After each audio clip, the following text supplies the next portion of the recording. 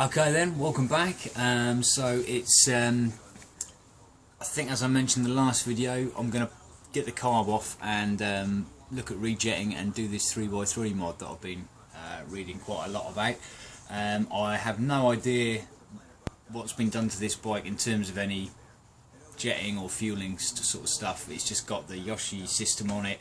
I'd quite like to have a little look and see what kind of jets I'm going to need, what's in there. So it's all got to come off, so I might as well do it anyway. K&M filter's on its way, so I shall filter. I'll order up the jets. It's actually only Wednesday at the moment, but the weather forecast is looking pretty nice for the next couple of days, so I think I'll take the Bonnie out.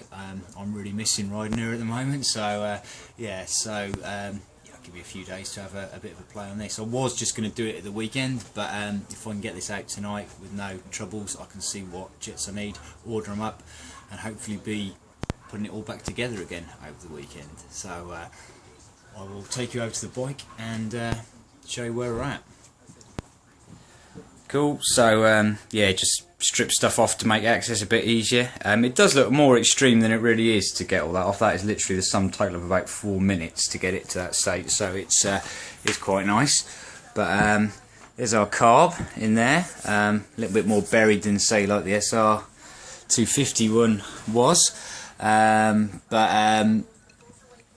I mean, I want to get it out and have a good kind of little look, maybe clean it up a little bit. It is, I don't know, it's a 3-stage choke on this, and it does, you know, I don't know, it sounds, it doesn't feel quite as smooth ticking over as perhaps it could do. It could just be me though. Obviously I've never ridden this this bike before, so I've got nothing to compare it to. But yeah, we'll have a look once we get inside.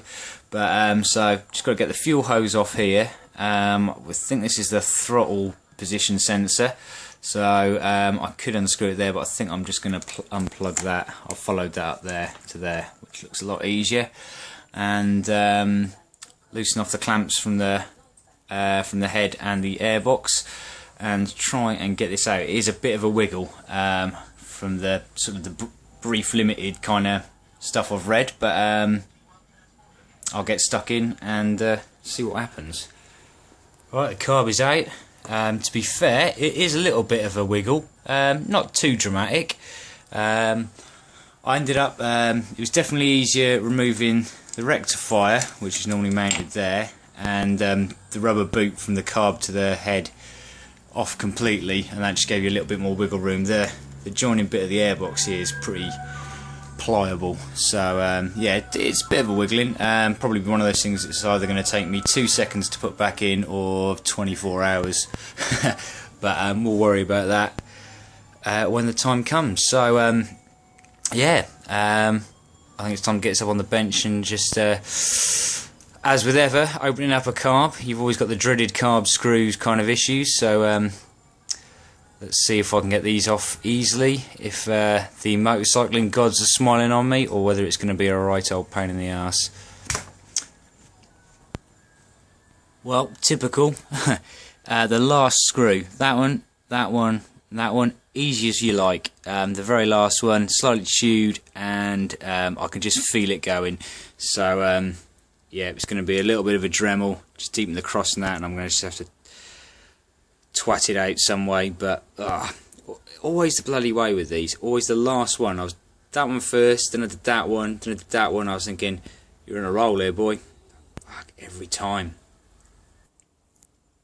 Okay, there we go. Don't know if that's gonna pick up too well on the phone, but just Dremeled a side into that, and then I'm just gonna be able to tap that round with the hammer, but probably not with my hands this full.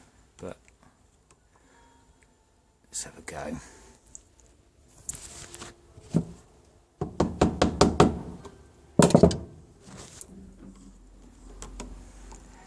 There we go, literally a couple of taps. That's it. It's done. Right, let's get this bowl off.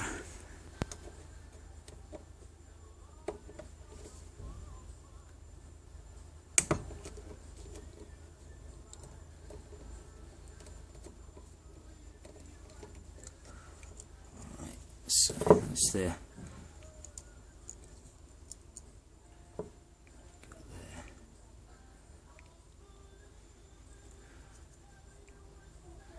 So that's a 142.5. Okay, the camera ran out of power there, so I'm not sure what I got up to, but we'll go from the top, so, or the bottom in fact. So there you go, so we got the carbs kind of upside down at the moment, so there's our float bowls. So yeah, I've managed to get all the screws out. One of them had to be Dremeled, but I'll just get some nice replacement stainless steel Allen head bolts for those. So that's out, so that comes off. Right, so that's okay. And so let's just try and reorientate this bit again, because I'm just trying to go over what I might have missed. So you kind of had this affair when you take the float bowl off. Just remove the plastic collar there. I don't know what that is, some kind of strainer. And then we got our main jet and our pilot jet. I think that's referred to as the choke jet. I've already loosened these off anyway, so that one's coming out. So that's the one we'll be changing for a 25 pilot jet, and then yeah, just using a spanner to hold the sort of hex at the bottom here, and then just unscrew. I think these are these are the small round style jets. That's our main jet. And that's, I think, I'm not going to be able to see it through the camera, but I think it's like a 142.5, I think, or something, stock. So that's going up to a, they say 155 or 160. So that'll be what order for that. So that's kind of that end sort of prepped and ready for the new jets. And we'll flip it over to the other end to have a look. I have taken the lid off already and the spring, but we'll have a look at the needle and what we need to do with that. Alright, so with the top off, we've just got the old spring, so that can come out. I'm going to try and line these up in the order it all comes off, so I don't forget. So we've got the diaphragm here, so that whole lot should lift out. And there's our needle there, but then we'll have to pull that out. So I think it's a pair of needle nose pliers in there and just see how that gets disassembled. It's quite handy for me just talking through this as well, because it means I can review this footage again if I forget. Right. So there we go, junk.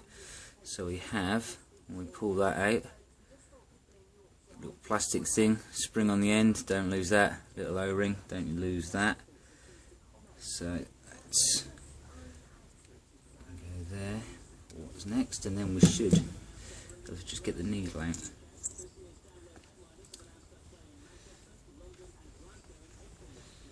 And there we go, there's the needle with the spacers. So on the needle there, again for reference, we have kind of a top washer. Hang on, let's get my big old thumb. Top washer, circlip, plastic spacer, then another washer underneath it. If I lift up that top washer, you should be able to see that there's, let's see if I can just drop the bottom washer off. Try and do this carefully so I don't drop this on the floor. Go on, focus. Focus, focus, my son. Alright, try and get this to focus. Don't know if it will, but you might be able to see there's the different notches you've got. Offhand, I can't remember what notch they recommend you go to on there. So you would just move your circlip down, which effectively raises or lowers the needle height there. So I'm gonna, oh god, I keep losing you. So I'm gonna have to look that up again on the Tinterweb and see what the suggestions are. But let's spin this round so we can have a look at it exploded view. There we go, that's, so there's the carb top there, the spring sits there, the needle drops through the diaphragm, and you've got the, I don't know what you call that, plunger springy type thing on the top there as well. I've just to put all the spacers and clips together again, I've got 2 notches showing from the top. Again, I need to double check this because I'm not entirely sure what the recommended tried and tested setting is for that, but yeah, just need those bloody jets now. What do you reckon? Time for a fresh filter? Glad I've ordered the K&N. That is pretty gunged up. Quite hard to believe that according to the dealer stamp in there, it was serviced less than 1,000 miles ago. But yeah, there we go, which is why whenever I get a bike I prefer to start at 0 myself. Okay, so since I last turned the camera off, which was the day before yesterday, it's now Friday afternoon. I just got in from work, and the posties come with a K&N filter and the the main jet, 160 main jet. So I'm fingers crossed the pilot jet will turn up tomorrow, Saturday. That would be really good. It'd be really nice if I can get this done over the weekend, because when the weather gets a bit shitty again next week, I'd rather be using the Suzuki rather than taking the old Bonnie out. She's had it's been a lovely 2 days commuting to work on her again in the sunshine, but that ain't gonna last, I don't reckon. So I need to get the Suzuki back up and running as soon as I can. But yeah, there's a couple of other little jobs I'm gonna do on it as well. I think just little things that I fancy like doing. It's a bit of just a tinker around in the shed kind of day. If I'd got both the jets, I would have just got stuck into doing that mod, but as I'll be twiddling my thumbs a little bit, I might throw a few other bits in there. But show you what we got and what we're going to do, and we'll go from there. The K&N filter, that's quite nice, which I think will hopefully be a vast improvement over the, where did I kick it? Over here somewhere. The old shitty manky foam filters. So, yep, although I'm not going to stick that in just yet, because I should explain, the 3x3 mod basically is, I'll move the bits out of the way so you can see it. So this is we've got the airbox here, so there's the snorkel going into the airbox, and 3x3 just refers to the inch hole that you're going to cut in and remove the snorkel. So you're going to end up with a 3 inch by 3 inch hole in the top there. It's going to just let loads more air in. It seems to be one of the, you just Google DRZ mods, and this is one of the main ones that comes up. So I think, yeah, it'd just be nice to, it's cheap and it's easy. The jets that I've got, or at the moment just the jet, again, a couple of quid off the internet, so it's not overly expensive really to do this. There are different needle setups. Now DynoJet do a kit for this, which is it's very easy. It comes with the pilot and the main jet that you want to change. Comes with a different needle, clips. Comes with a different air fuel screw as well.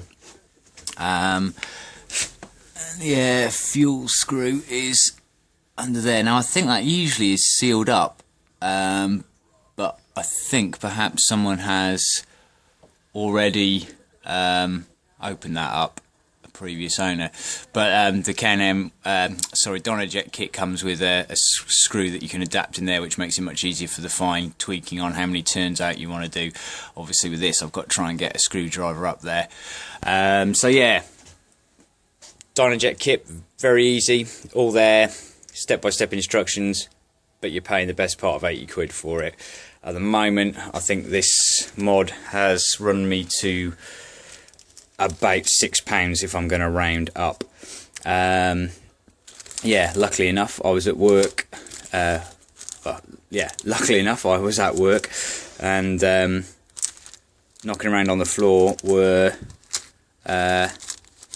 some of these stainless steel socket head bolts that I needed to replace the screws in there as well. So that was a handy free one as well. That's very nice.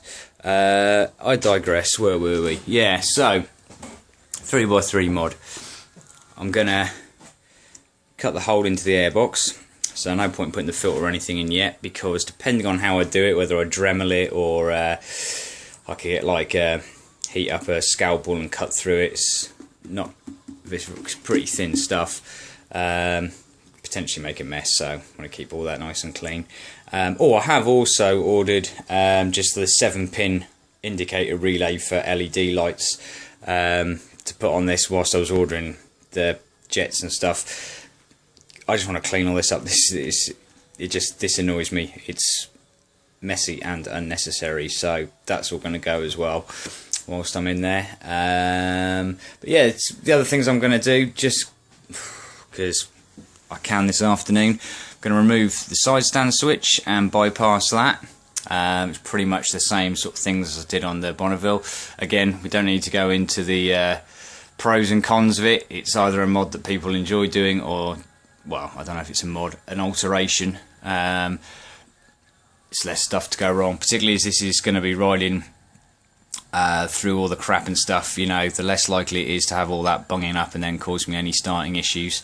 And just for shits and giggles, I'm going to remove the clutch switch. So yeah, there are negatives to that. You could leave your side stand down, you could try and start your bike in gear, but you probably only do it once. And yeah, there we go. I am doing that, and it's not about a debate whether it's a good idea or not. So yeah, I think I'll probably start with those now. Actually, I don't feel like getting cutting just yet. So yeah, I'll have a look at those. Right then, so starting off then, let's go with the side stand switch, which is obviously here, and that is simply held on with 2 bolts there. So we'll remove that because the whole thing's going to come off.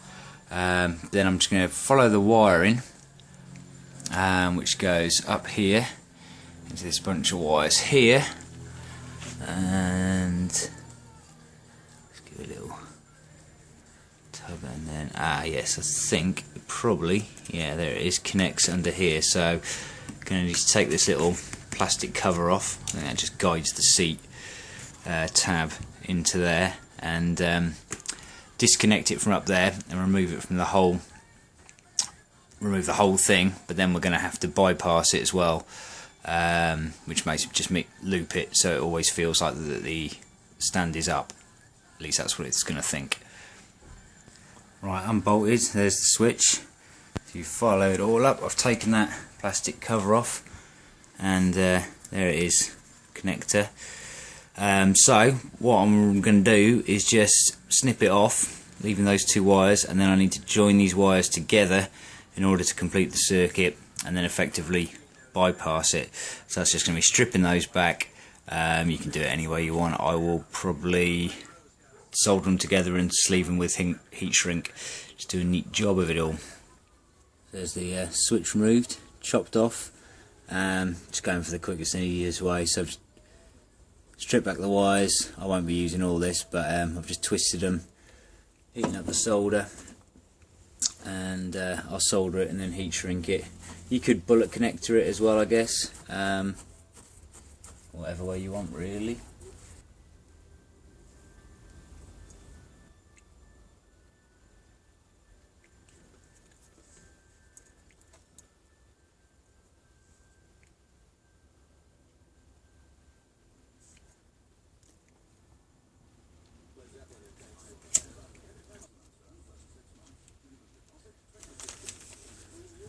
Manly pink lighter.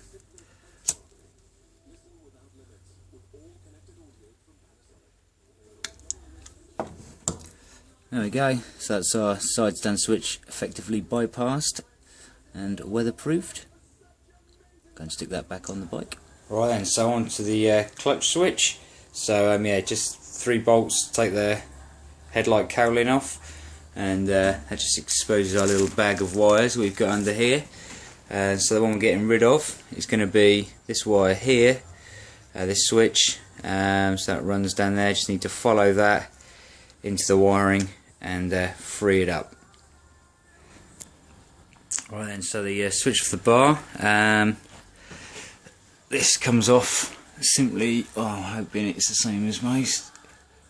Right, yeah, move the boot back there. You don't actually have to do anything with this. Like the grey housing bit, it looks like there's some tabs on the side. Ignore that. There should be a little window at the bottom here, there, and then I shall try and do this whilst filming. So if I push something up in there like a screwdriver. No, I'm going to have to use both hands, so I think I'm going to have to just push that forward a little bit and just a little bit of wiggling. But yeah, essentially just pushing a tab up in there and that should just all pop out. So so just pop that and then should just, there we go, wiggle free. So that's that. Get all this into here, right. And I've just, yeah, I will have to put the old camera down, I think, in a minute. And I'll see how far I can get with one hand, shall we? Where are you? There we go. So that's the switch.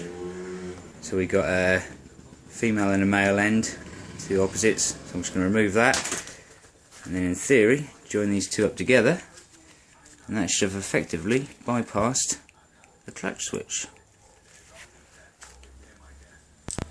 Okay, and so I've cleared the little relays out of the way, so the indicators are out of the way, the main harness for the indicators. So it's going to be around about here, so we're going to remove the snorkel. I think that it would just make sense to incorporate the hole that the snorkel has done into what will be. So this is just quite stiff, but I think that's just rubber that will just pop out again. If I'm going to need two hands, I'm afraid. What is he? I need two hands. So, oh no, hang on kids. What we gotta do is one.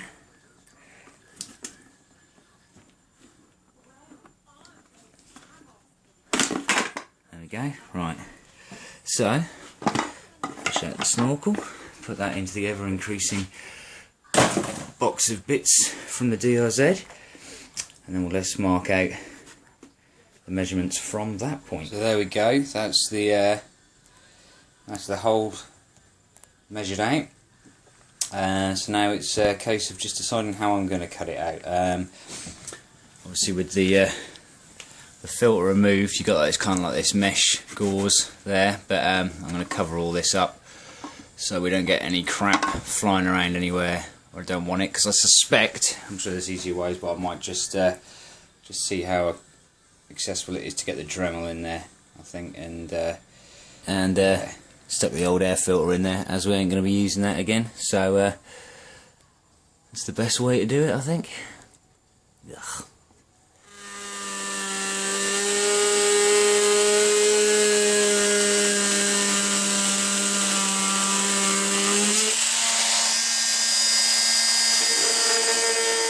Get a flat edge and just tidy up the sides so they're nice and straight. That's the hole cut in there. I might get some like, you know, screen trim if I've got any knocking around, or a bit of rubber hose or something, just to edge it really. I don't know that it really needs it, but just to dress the edge a little bit. So yeah, just now in the process of cleaning any debris out of the airbox, but doesn't seem to be too bad. Right, the pilot jet's arrived and the main jet. So I've got my jets, so that's cool. I've been looking on the net. It's probably going to be a little bit of trial and error, unfortunately, with this tweaking. But I'm going to opt to go with the clip on the third setting. So you can, don't know if you can make out the kind of ridges where that circlip is. So you count from the top down. So that top one is 1, 2, 3, 4, 5. So I'm on the third setting down. You got Lena up here and Richard down here. But so it seems to be quite a few people in the mid settings. So as I say, it might be up for a bit of tweaking. We don't know. We'll just have to see when it all goes back together. The other thing is on the there, I think I'm going to go for 2.5 turns out. So you screw it in on the your air fuel screw, screw it all the way home, and then it's like how many turns out, so a complete turn. So it seems to be 2.5 to 2.75. Also, I had a look. It could be that actually this has not been tampered with, because I think it was only the California models that seemed to be bunged up that you needed to drill them out. But yeah, so I'm going to go with what a sort of a general majority kind of vibe on this as my base settings. So 160 main jet, 25 pilot, needle on the third clip, 2.5 turns out, and see where we go from there. So I'm just going to reassemble all this and then get it back in the bike.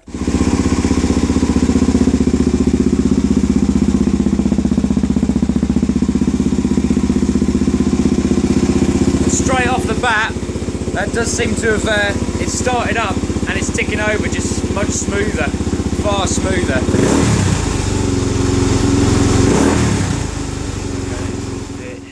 Let's give it a little bit of a test. It starts up, it ticks over fine.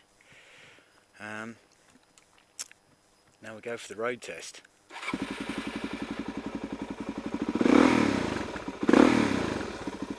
Straight off the bat, that feels, well, it just sounds a little bit more healthier than it did, in my opinion. Get that out of the way.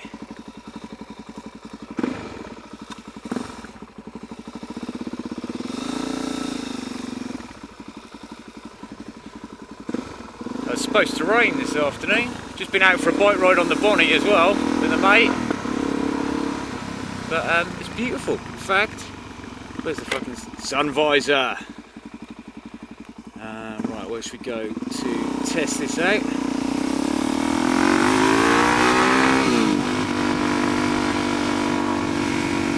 Well, straight off the bat, that feels way more responsive and a bit more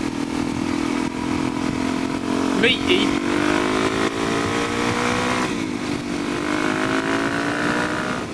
Fucking hell. That feels a lot better. Shit, where should I go? Where should I go? Right, go this way. Trying to think of some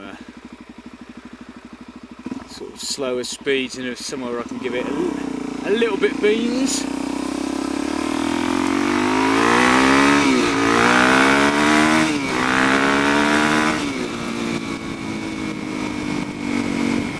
Definitely has. I mean, we're talking about a bike that's just over, what is it, 33, 34 brake horse stock or something like that. It's not uber powerful, but it's certainly giving it a little bit more bite. That's not popping as much either. That would bang and pop all the time, which is okay, but it does wear thin a little bit, especially when you don't want to draw too much attention to yourself with the constabulary. Not that I would worry about a thing like that.